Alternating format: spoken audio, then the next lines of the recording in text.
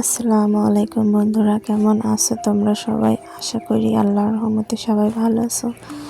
আমরা ভালো আছি। আমার চ্যানেলে নতুন আরেকটা ভিডিওতে তোমাদেরকে স্বাগত জানাই।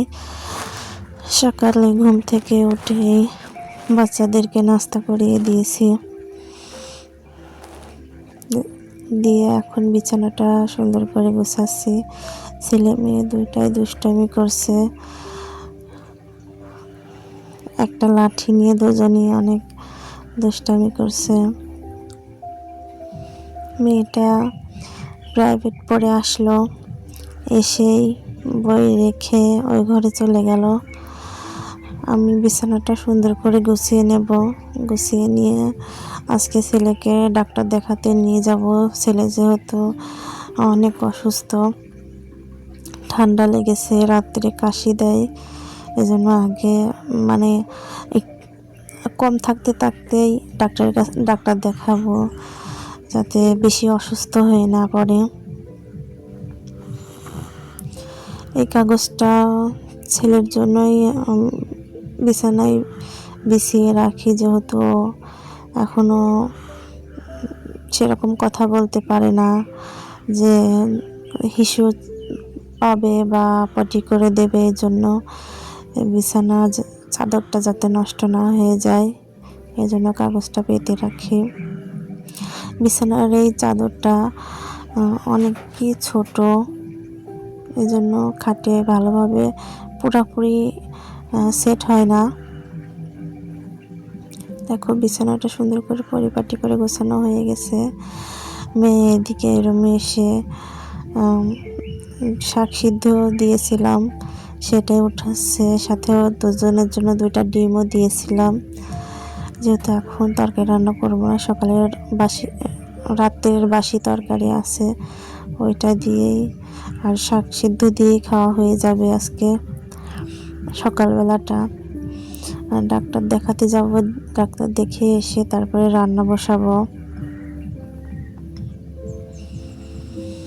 আমার মেয়ে আমাকে অনেকই হেল্প করে, মাঝে মাঝে কথা শোনে, আবার মাঝে মাঝে কথা শোনে না, নিজে ইচ্ছাই এই কাজটা করছে।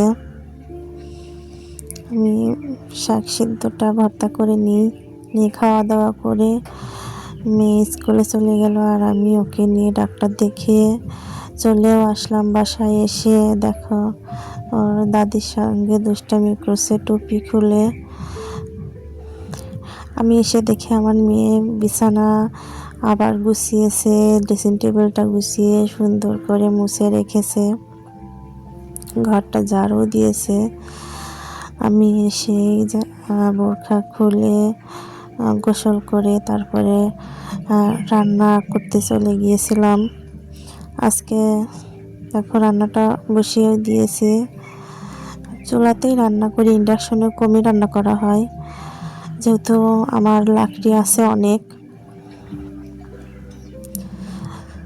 আমার পাতিলটা যেহেতু ছোট, এই জন্য ওই লোহার ওই শিকটা দিয়ে রাখি, তাতে যেহেতু পাতিল ডুবে যাবে চুলার মধ্যে, চুলার মুখ বড়। তোমাদের সঙ্গে কথা বলতে বলতে এদিকে তরকারিটা বসিয়ে দিয়েছি, মাছটাও ভাজা হয়ে গেছে। ভিডিওর এই পর্যায়ে এসে তোমাদের কাছে একটা রিকোয়েস্ট আছে, আমার এই ভিডিওটা যারা বাজে দেখছো চ্যানেলটা সাবস্ক্রাইব করে একটা লাইক দিয়ে সুন্দর একটা কমেন্ট করেও। তোমাদের একটা লাইকে আমার এই ভিডিওটা অসংখ্য মানুষের কাছে পৌঁছে যাবে।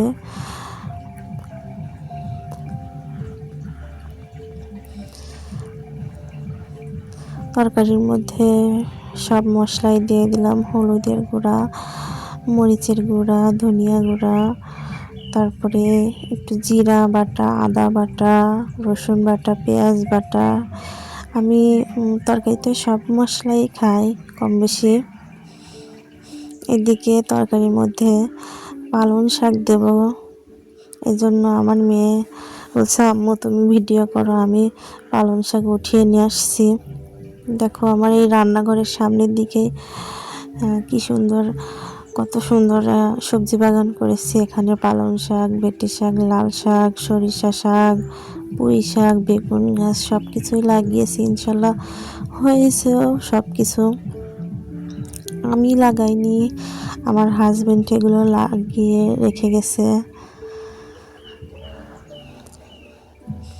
যে এগুলো লাগাইছে সে আজকে খেতে পারছে না। নিজের হাতে সবজি চাষ করলে খাওয়াও অনেক মানে স্বাস্থ্যকর। আবার আমাদের মধ্যবিত্ত ফ্যামিলিতে টাকাও সেভ করা যায়। দেখো এখানে ভিডিও করছিলাম, আমার ননদ ওখানে দাঁড়িয়ে আমাদের মানে ঘর থেকে বেরোলো, হাসছে।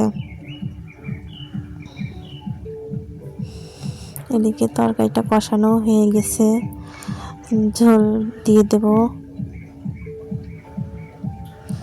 দিয়ে মাছগুলো দিয়ে তারপরে শাকটা দেব, যেহেতু শাক সিদ্ধ হতে সময় লাগে না।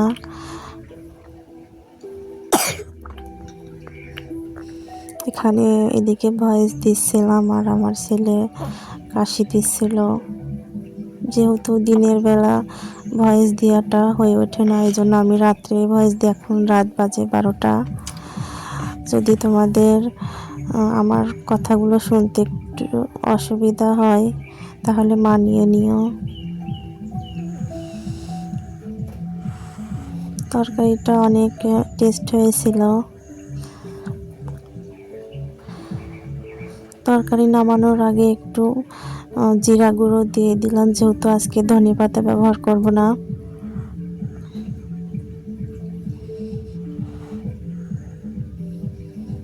তরকারি নামিয়েও নিয়েছি। তরকারির কালারটা কিন্তু দুর্দান্ত হয়েছিল, খেতেও অনেক মজা হয়েছিল।